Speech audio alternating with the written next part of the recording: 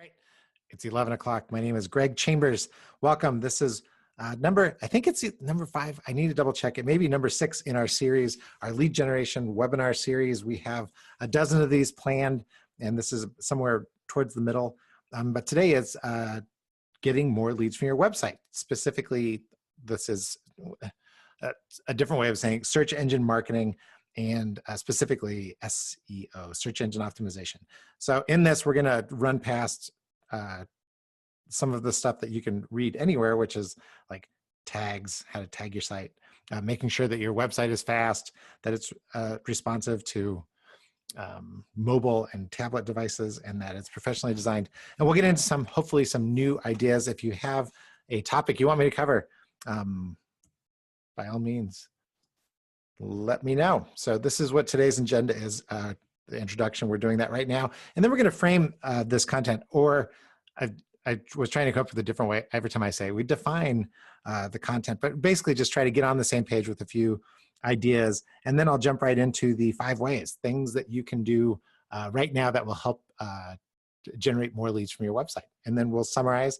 And that's usually when I can pick up on any questions. If there are anything, if there's anything that you're dying to know that you're burning to have happen. So before we begin, I'm going to double check the chat box. If you have a question that you want me to cover today, this is the perfect time to throw it in there, because then I can address it as we run across it.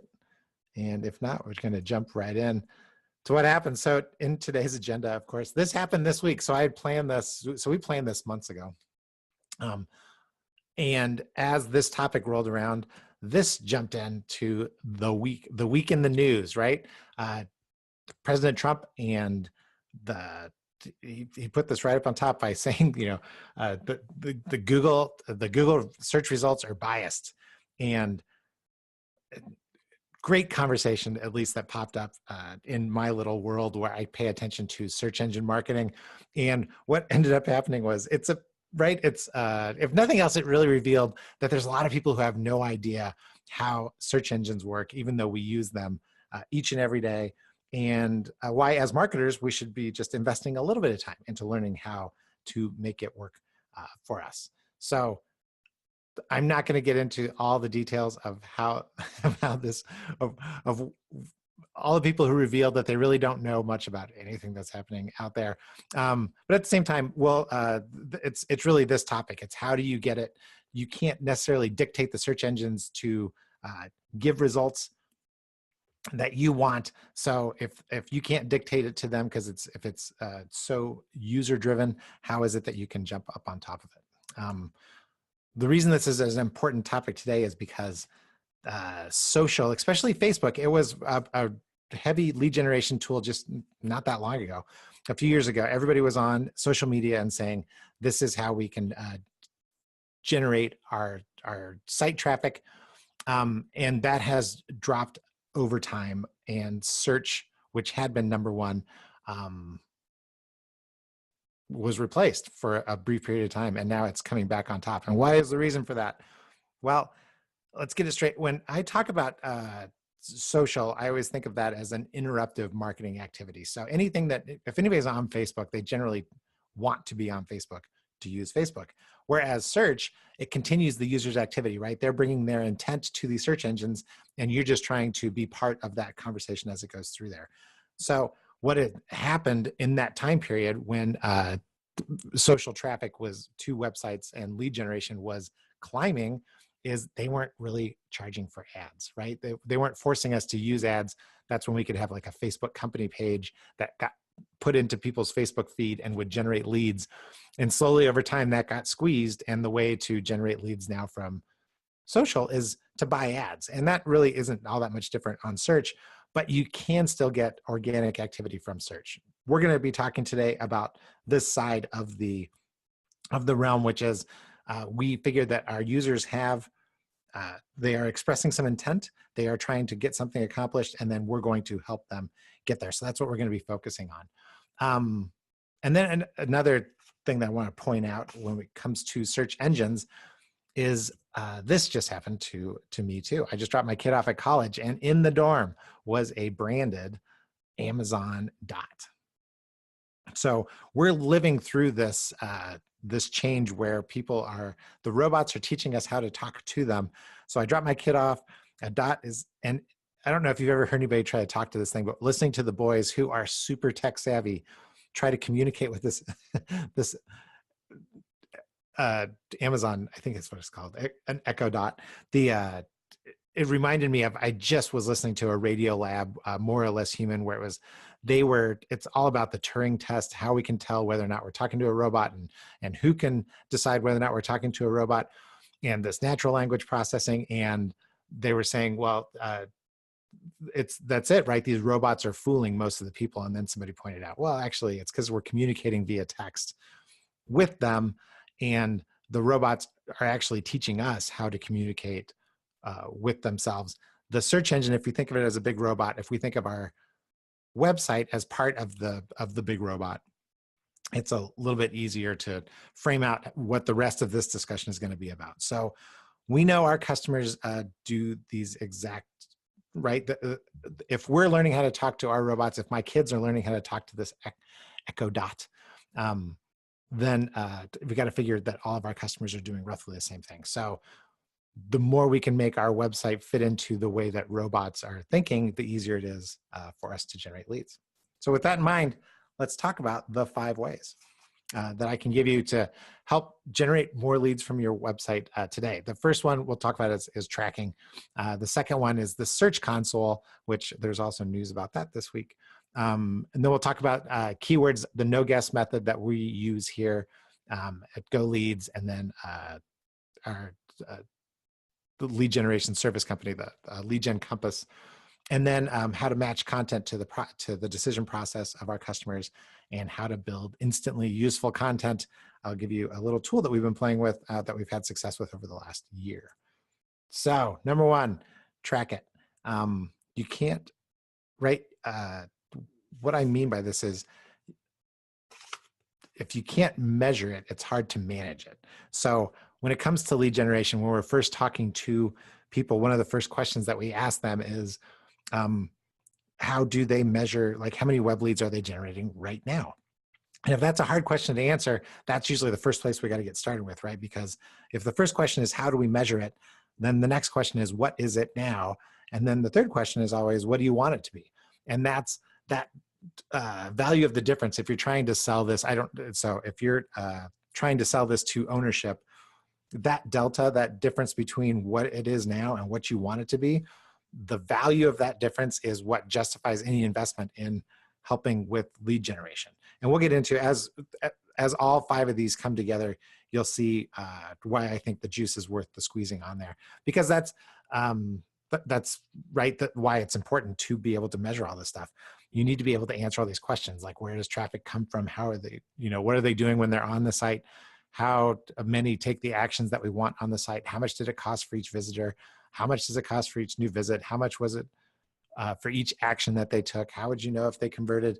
These are all leading indicators that most marketers are familiar with, that your CFO, your owner is usually more interested in just how much did it cost? How much was it cost for each of these customers?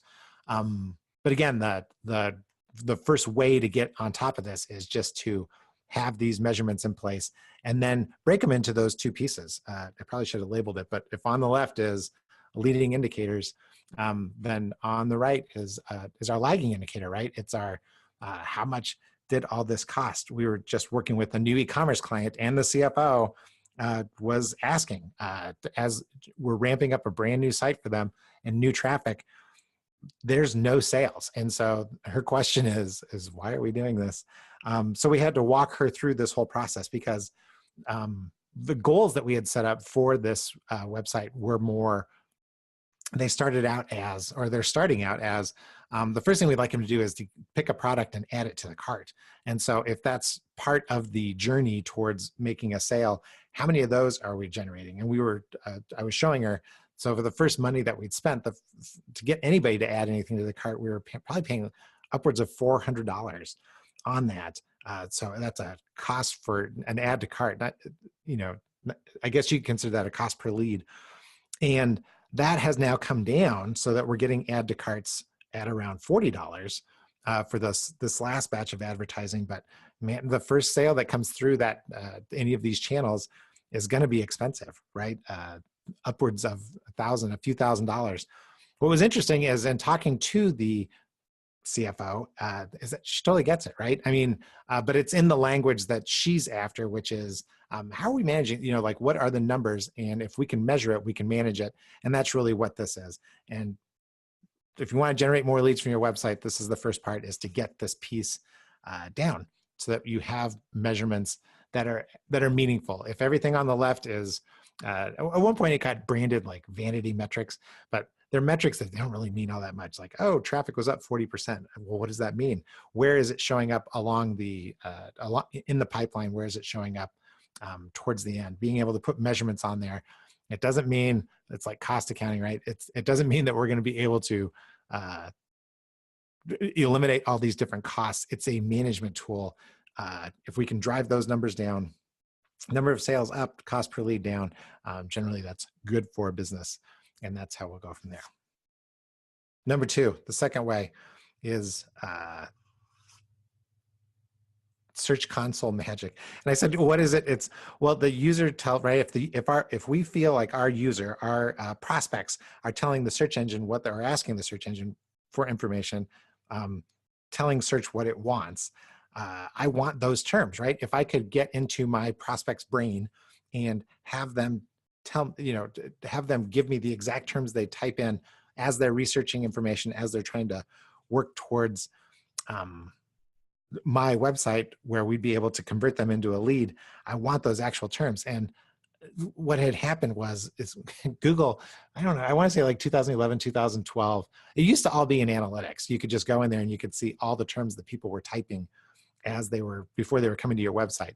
And then, citing privacy concerns, Google started grouping those into not set. But still, it was only showing up on like 20, 30% of the searches. We could still see the rest. Well, then it started climbing over 50%, and our best guesses weren't good enough anymore. And Google created the Search Console to say, hey, we'll lump everything in the Search Console where you can see what the actual terms are. August 29th, this is Google just changed the search query report in the Search Console. Now, the change isn't that big of a deal. Mostly what it's done, like what it's done for me, is it's changed my reporting. So it looks like there's been a big drop in the reporting because some of the numbers that we had pulled from the Search Console aren't showing up anymore. But we can still see what the queries are. And that's what we're after, is as this tool gives us, we can see what we're showing up for. We can see what the search engine thinks, who the search engine thinks we are by studying those queries. So, the reason I want this information, right, is because I want to optimize for the exact terms. I don't want to have to compete with everybody for the broadest terms. I'll use this example. If I sell radiators for big trucks, Mack truck radiators is a competitive term. Everybody is trying to get to the top of that if somebody's searching for Mack truck radiators.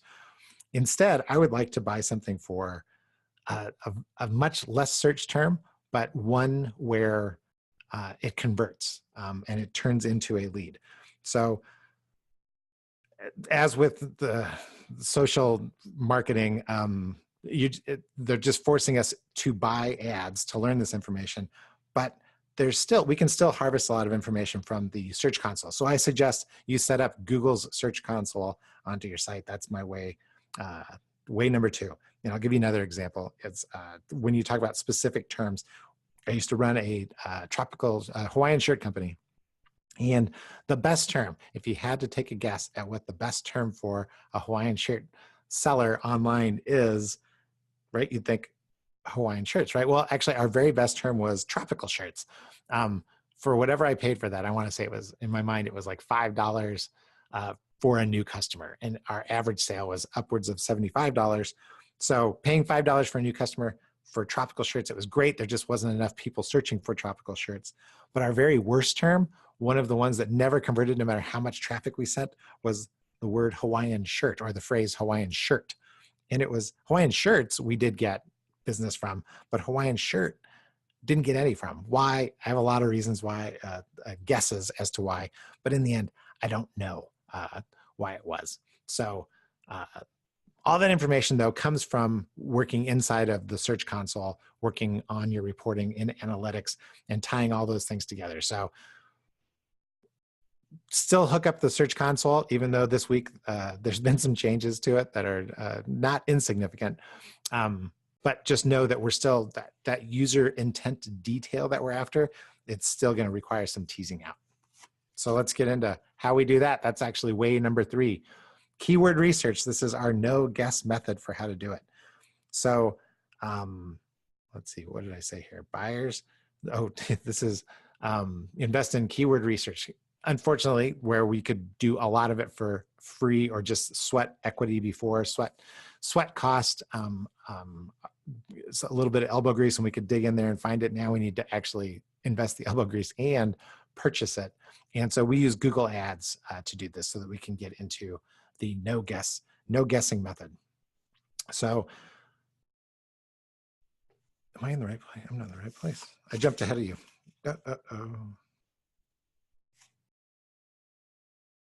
Actual terms.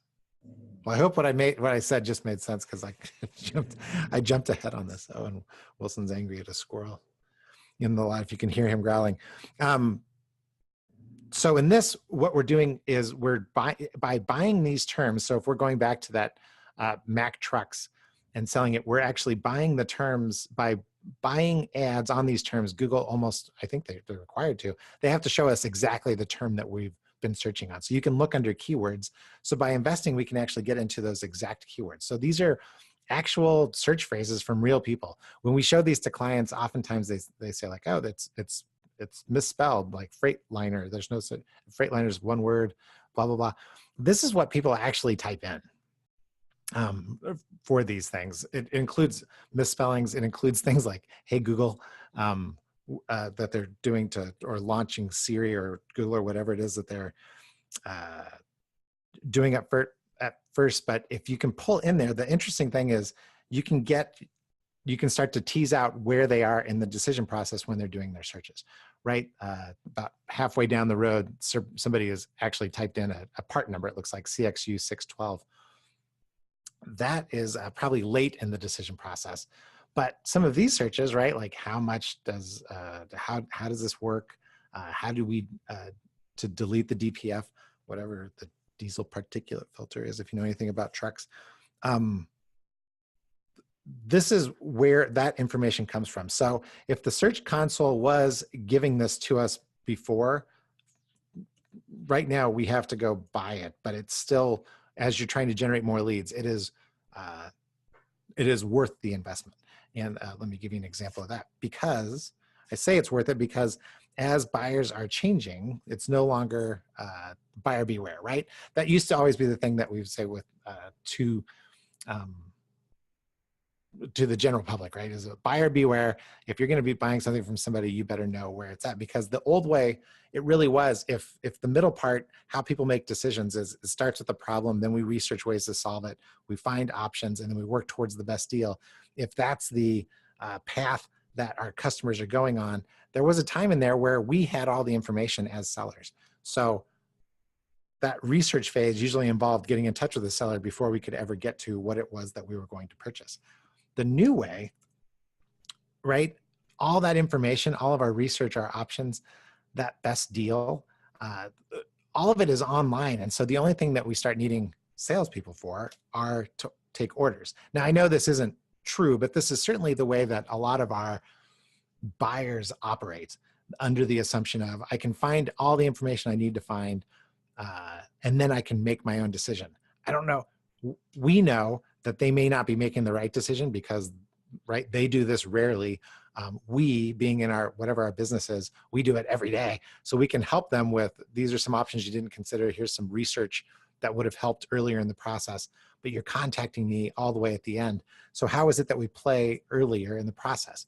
Going back to those actual search terms, right, where we can see, like, these are research type searches. Anything that's how, why, what, that begins with any of those terms, we can start to pull that out, and we can make content on our website that helps people earlier in the process. So before, where I might have had to train my salesperson to know everything there was to know about whatever these are, radiators on the DD15 Detroit radiator. Going forward, I can not only train my people, but I got to get that same information out there. The good news is that all that information is probably sitting inside your company right now.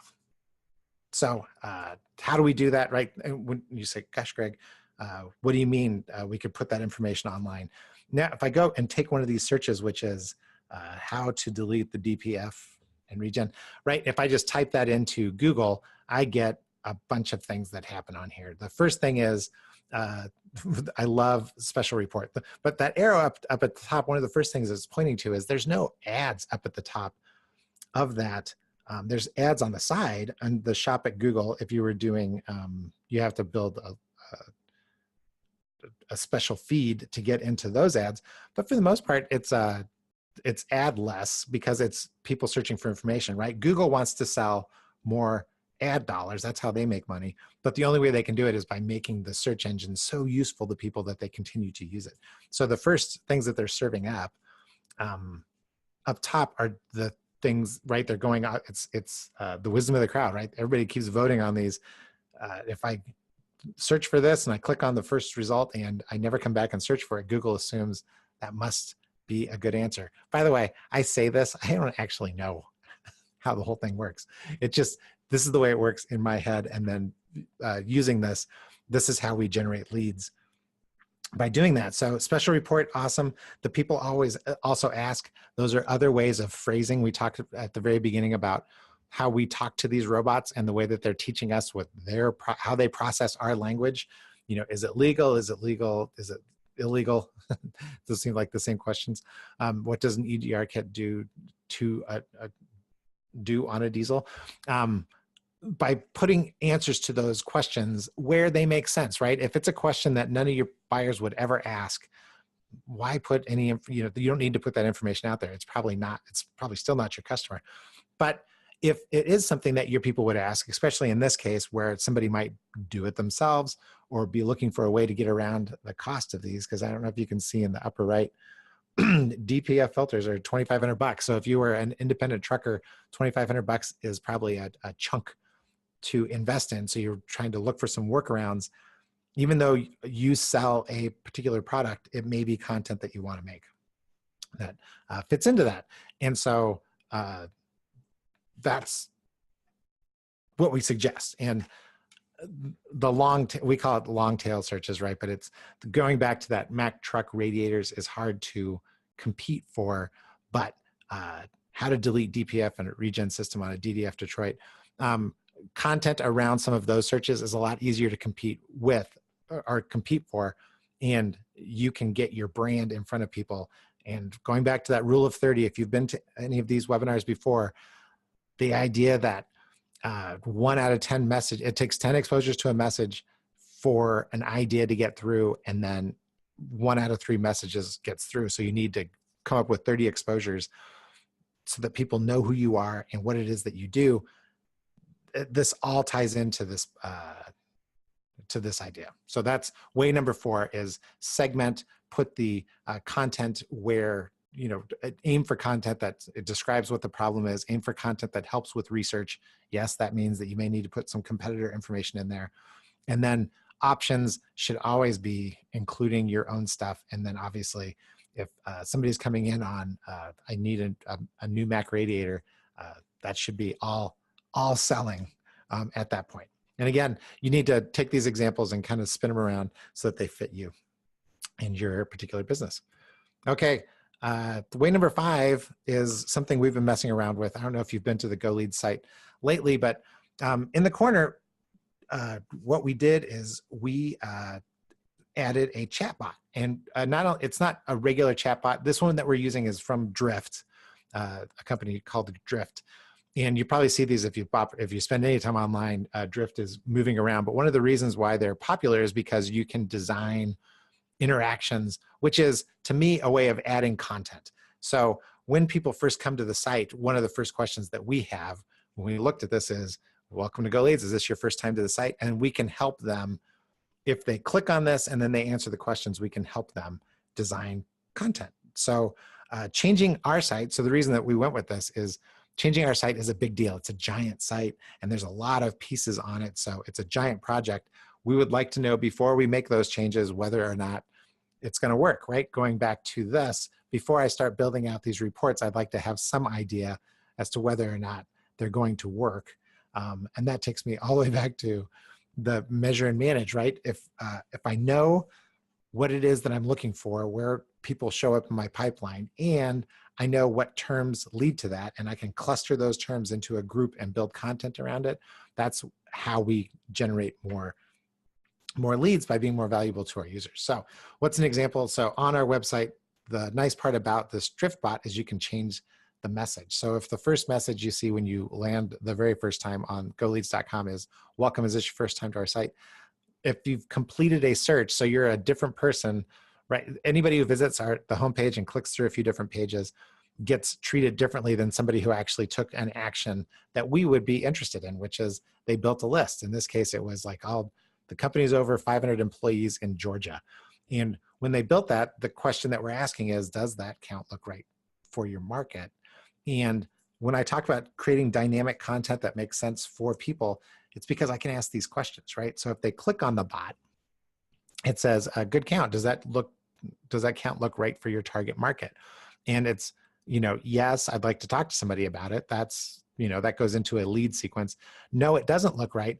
Offers advice, because we play with the database all day long. So if somebody's like, that just doesn't seem right, the count seems too high or seems too low, we offer some advice. If you clicked on no, it doesn't look right, that would help with the search. The same thing we would say to somebody who's on the phone.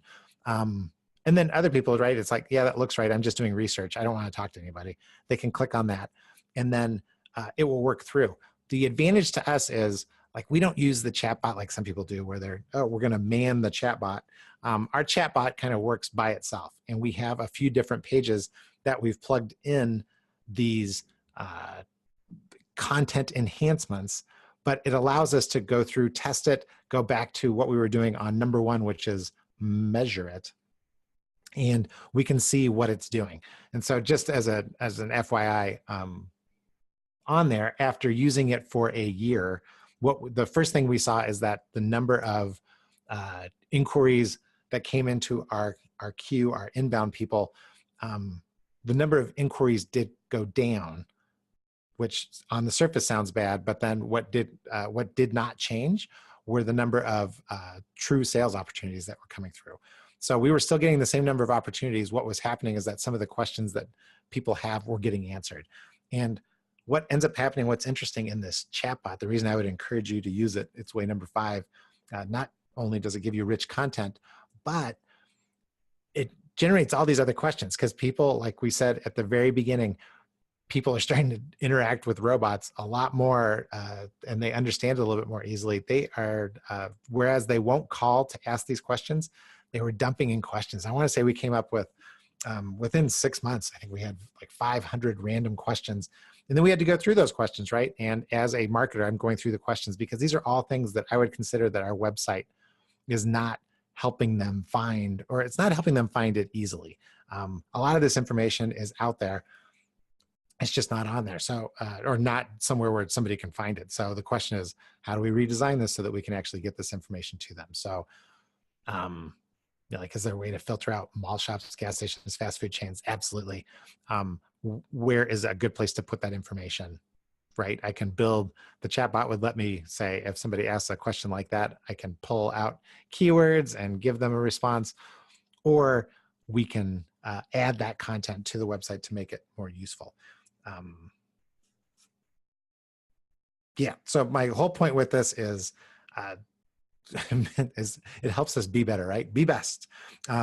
So by being able to answer the questions on the site, we can generate more leads from the site. What we've seen is not necessarily, there has been a small uptick in the number of leads and a small uptick in the number of sales, but far more valuable is this information that we're getting from people who, who knows what they were doing before, but they probably weren't filling a contact us piece out, sending us an email, or if they were calling and getting to the reps.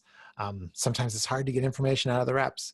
to the marketing team where, we say, what are some common questions? And they're like, I don't know, I got to make quota. So I'm going to keep moving forward. And what we can do is we can see what some of these questions are and move forward with them. So it's user-driven fixes. I guess there's my little catch keyword.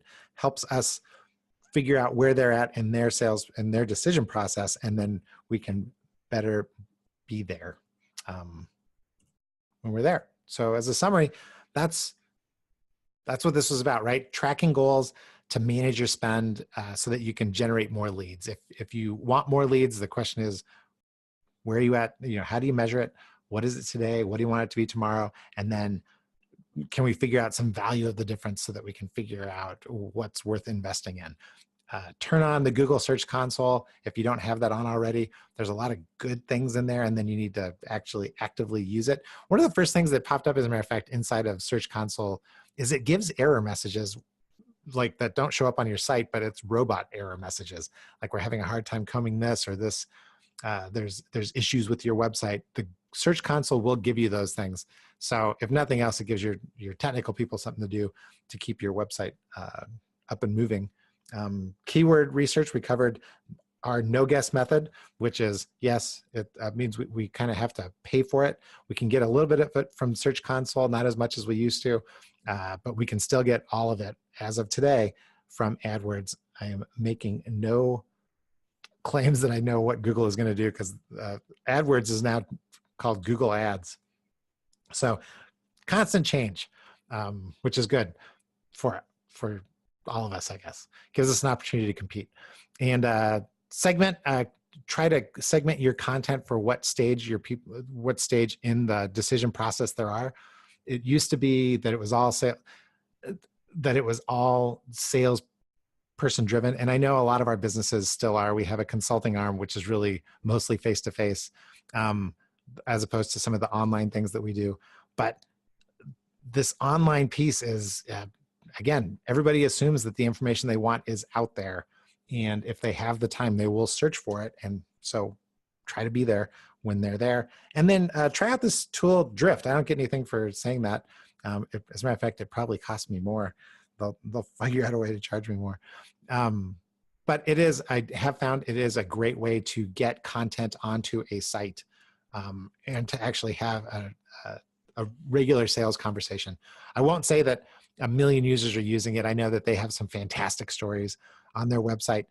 For us, it's very similar to other tools that we've used. The money that we put into it over time tends to come back out. So we're getting a small return on investment, but it's nothing that is completely changing our business. But this all works together for improvement. You get some parting gifts because you've made it this far into the webinar with us. I wrote a book called The Human Being's Guide to Business Growth, a simple process for unleashing the power of your people for growth. By signing up for this webinar, you'll get a link to a page that will let you pull down this book. It's got some big ideas in there about business growth. It touches on a few of these topics, but it really starts with your people internally and getting them to think this way. Speaking of internal conversations, Bill Matern, the founder of GoLeads, and I wrote this book, The Perfect Growth Formula. And this is really great for an internal conversation. It helps get everybody, it's almost like that framing exercise we did at the very beginning. It's a way to define things so that it makes conversations about lead generation flow smoother inside your company. And then our new service is Lead Gen Compass. And which is why we're doing a lot of these webinars, because this work that we talk about in each of these dozen lead generation webinars that we're doing, this is all work that we're doing for companies right now. And we've been signing people up for our pilot program. It'll probably go live. We'll just make it probably 2019 to make it easy to make it official. But Lead Gen Compass is something that you will sign up for, and you will get a call from John. So John Regani is helping me with that, and he will be calling to set appointments for people who are interested. So thanks for following up. More information can be found. So, hey, marketing coach, if you need more information, or if you want to talk about any of these topics that are related to the content we just did, but you want specific for your business, let me know. You can reach us, GoLeads.com, leadgencompass.com, 334-1824. I'm extension 1012. My name is Greg Chambers once again, and then info@goleads.com helps with that too. So how did I do here? I'm looking at the Q&A. It's empty. I'm looking at the Zoom webinar chat. It's empty, and it's 35 minutes. All right. So thank you for attending, and I will sign off. Have a great weekend, long weekend. Have a great long weekend.